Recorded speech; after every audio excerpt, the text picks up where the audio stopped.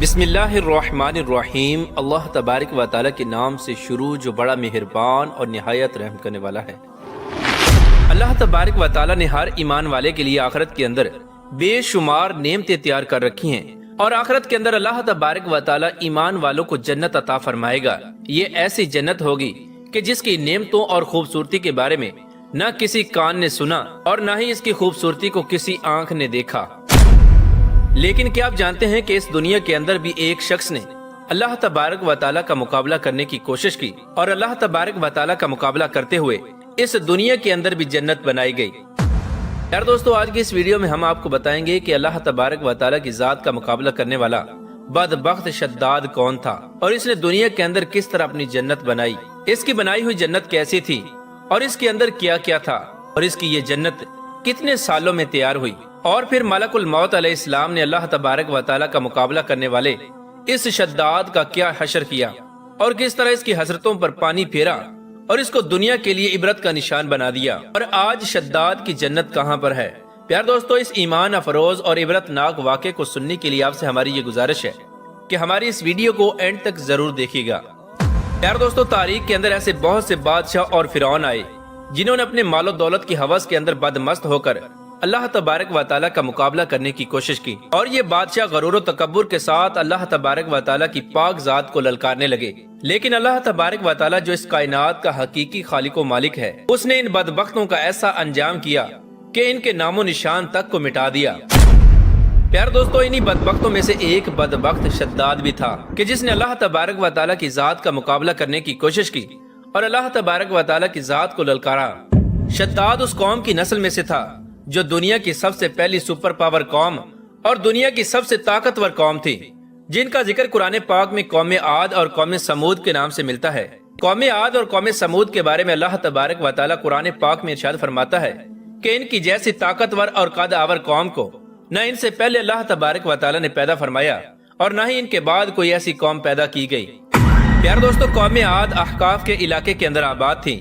احقاف ایک ایسا علاقہ تھا جہاں ریت کے بلند و بالا ٹیلے تھے اور ہر طرف ریت کے صحرا ہی صحرا تھے۔ احقاف کا یہ علاقہ یمن اور عمان کے درمیان پھیلا ہوا تھا، اور یہ قوم اس علاقے کے اندر 8,500 سال پہلے آباد تھی۔ اس قوم پر اللہ تبارک و تعالیٰ کا یہ خاص کرم تھا کہ اس قوم کو اللہ تبارک و تعالیٰ نے طاقت کے ساتھ ساتھ ہر طرح کی نعمتوں سے نوازا تھا۔ اس قوم کو اللہ تبارک و تعالیٰ نے سرسبز و شاداب باغات عطا فرمائے اور بے شمار پھلوں اور غلوں سے نوازا، اور اس کے علاوہ طرح طرح کی نعمتیں اللہ تبارک و تعالیٰ نے اس قوم کو عطا فرما رکھی تھیں۔ چنانچہ اس قدر نعمتوں کی فراوانی اور مال و دولت کی کثرت کی وجہ سے یہ قوم غرور اور تکبر کے اندر آ گئی، اور غرور اور تکبر کے اندر مبتلا ہو کر یہ قوم اللہ تبارک و تعالیٰ کی نافرمانیاں کرنے لگی اور کفر و شرک کے اندر مبتلا ہو گئی۔ یہ قوم بجائے اللہ تبارک و تعالیٰ کا شکر ادا کرنے کے اللہ تبارک و تعالیٰ کی نافرمانیوں پر اتر آئی اور بت پرستی کے اندر مبتلا ہو گئی۔ اس قوم کی ہدایت کے لیے اللہ تبارک و تعالیٰ نے حضرت ہود علیہ السلام کو مبعوث فرمایا۔ چنانچہ حضرت ہود علیہ السلام اس قوم کو اللہ تبارک و تعالیٰ کا پیغام پہنچانے لگے اور کفر و شرک کو چھوڑ کر اللہ تبارک و تعالیٰ کی وحدانیت کی طرف بلانے لگے۔ لیکن یہ قوم غرور اور تکبر کے اندر مبتلا ہو کر حضرت ہود علیہ السلام کا مذاق اڑانے لگی اور اپنے کفر و شرک سے باز نہ آئی۔ دوستو، اس بدبخت قوم کا بادشاہ شداد تھا جو کہ اسی قوم کی نسل میں سے تھا۔ شداد اصل میں 2 بھائی تھے، ایک کا نام شداد تھا اور دوسرے کا نام شدید تھا۔ شدید شداد سے بڑا تھا۔ شدید پہلے بادشاہ بنا اور کچھ عرصے بعد وہ فوت ہو گیا۔ اس کی وفات کے بعد شداد نے حکومت سنبھالی اور یہ قوم عاد کا بادشاہ بن گیا، اور اس طرح شداد دنیا کی سب سے طاقتور قوم اور دنیا کی سب سے سپر پاور قوم عاد کا بادشاہ بن گیا۔ پیار دوستو، شداد ایک وسیع و عریض سلطنت کا بادشاہ تھا۔ اس کی بادشاہت یمن سے لے کر عراق تک اور بعض روایات کے مطابق ایران تک پھیلی ہوئی تھی۔ قوم عاد ایک طاقتور قوم تھی، لہٰذا اسی وجہ سے شداد نے اپنی طاقت کے زور پر بڑے بڑے بادشاہوں کو اپنے زیر کر لیا تھا۔ حضرت ہود علیہ السلام نے شداد کو اللہ تبارک و تعالیٰ کا پیغام سنایا اور ایک خدا کی عبادت کرنے کا حکم دیا۔ شداد نے جب حضرت ہود علیہ السلام کی یہ بات سنی تو شداد حضرت ہود علیہ السلام سے کہنے لگا کہ اگر میں تمہارے خدا پر ایمان لے آتا ہوں تو بدلے میں مجھے کیا ملے گا؟ تو حضرت ہود علیہ السلام نے شداد سے فرمایا کہ اللہ تبارک و تعالیٰ تجھ سے راضی ہو جائے گا اور تجھ کو آخرت کے اندر جنت عطا فرمائے گا جو کہ ہمیشہ ہمیشہ کی زندگی ہوگی، جس کے اندر تم ہمیشہ ہمیشہ پرسکون اور عیش و عشرت کی زندگی گزارو گے اور اللہ تبارک و تعالیٰ کی رحمتوں میں ہوگے۔ چنانچہ شداد حضرت ہود علیہ السلام کی یہ بات سن کر پوچھنے لگا کہ جنت میں کیا کیا ملے گا۔ حضرت ہود علیہ السلام نے شداد کو جنت کا سارا نقشہ بتایا اور جنت کی نعمتوں کے بارے میں بتایا کہ اللہ تبارک و تعالیٰ جنت کے اندر فلاں فلاں نعمتیں عطا فرمائے گا۔ حضرت ہود علیہ السلام کی یہ بات سنتے ہی شداد مسکرانے لگا اور غرور اور تکبر کے ساتھ کہنے لگا کہ یہ کون سا بڑی بات ہے، ایسی جنت تو میں بھی تیار کر سکتا ہوں۔ اس وقت حضرت ہود علیہ السلام نے شداد کو اس کے کفر و شرک سے روکنے کی بہت کوشش کی، لیکن یہ بدبخت باز نہ آیا۔ چنانچہ شداد کی قوم عاد فن تعمیر اور نقش و نگار کے اندر پہلے ہی مہارت رکھتی تھی۔ یہ لوگ بڑے بڑے پہاڑوں کو تراش کر ان کے اندر نقش و نگار کر کے اپنے محلات تعمیر کیا کرتے تھے۔ چنانچہ شداد نے اللہ تبارک و تعالیٰ کی ذات کا مقابلہ کرتے ہوئے اس روئے زمین پر ایک بہت بڑی جنت بنانے کا فیصلہ کیا۔ شداد نے اپنی سلطنت کے تمام بڑے بڑے کاریگروں کو اکٹھا کیا اور ایک لمبی چوڑی خوبصورت جنت بنوانے کا کام شروع کروا دیا۔ شداد کی تیار ہونے والی اس جنت کے اندر سونے اور چاندی کی اینٹیں لگائی گئیں اور اس کی جنت کے اندر ہیرے جواہرات لٹکائے گئے۔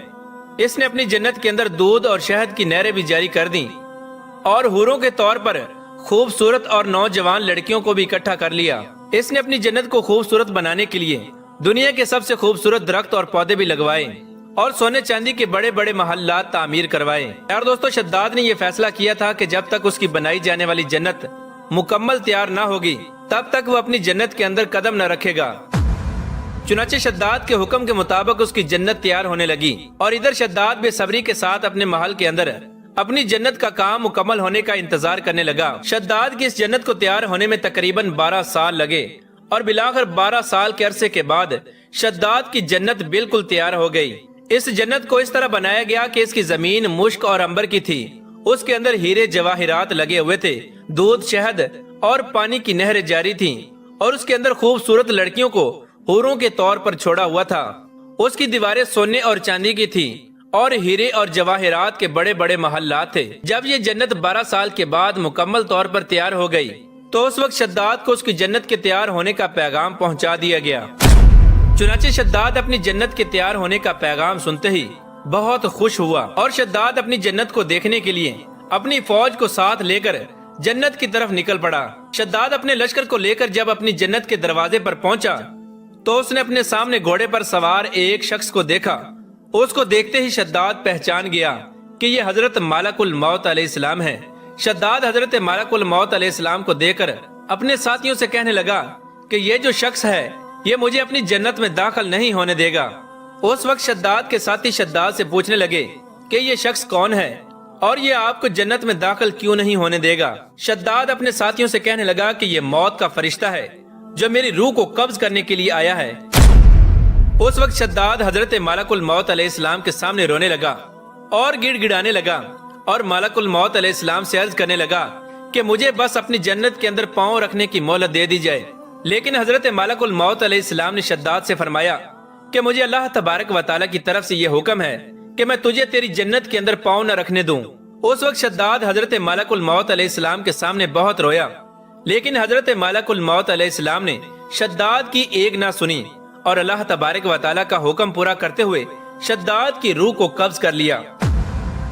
پیار دوستو، بعض روایات میں آتا ہے کہ شداد کی روح اس حال میں قبض کی گئی کہ شداد جب گھوڑے سے اتر رہا تھا تو اس کا ایک پاؤں رکاب میں تھا اور دوسرا پاؤں ہوا میں تھا۔ اس وقت حضرت ملک الموت علیہ السلام نے شداد کی روح قبض کی۔ اس وقت ملک الموت علیہ السلام نے شداد کی روح کو قبض کر لیا اور اس کو زمین پر پاؤں تک نہ رکھنے دیا۔ اور ایک دوسری روایت میں آتا ہے کہ شداد کا ایک قدم اس کی جنت کے دروازے کے اندر تھا اور دوسرا باہر تھا۔ اسی دوران حضرت ملک الموت علیہ السلام نے شداد کی روح کو قبض کر لیا اور اس کی تمام حسرتوں کو ختم کر دیا اور اس کی تمام حسرتوں پر پانی پھیر دیا اور اس کو اس کی جنت دیکھنے تک کا موقع نہ دیا۔ پیار دوستو، شداد کی موت کے بعد حضرت جبرائیل علیہ السلام نے ایک زوردار چیخ ماری۔ اس دردناک چیخ کے بعد شداد کی بنائی ہوئی ساری جنت زمین کے اندر دھنس گئی اور تمام جنت زمین کے اندر غرق ہو گئی، جس کا نام و نشان تک باقی نہ رہا۔ اس طرح وہ شداد جو اللہ تبارک و تعالیٰ کی ذات کا مقابلہ کرنے کے لیے نکلا تھا، اس کو ہلاک کر کے اللہ تبارک و تعالیٰ نے بتا دیا کہ اس کائنات کا حقیقی خالق و مالک صرف ایک ہی ہے اور وہ اللہ تبارک و تعالیٰ کی پاک ذات ہے۔ اللہ تبارک و تعالیٰ سے دعا ہے کہ اللہ تبارک و تعالیٰ ہمیں غرور اور تکبر کی غلاظت سے محفوظ فرمائے اور اپنے حضور عاجزی اور انکساری کے ساتھ زندگی گزارنے کی توفیق عطا فرمائے۔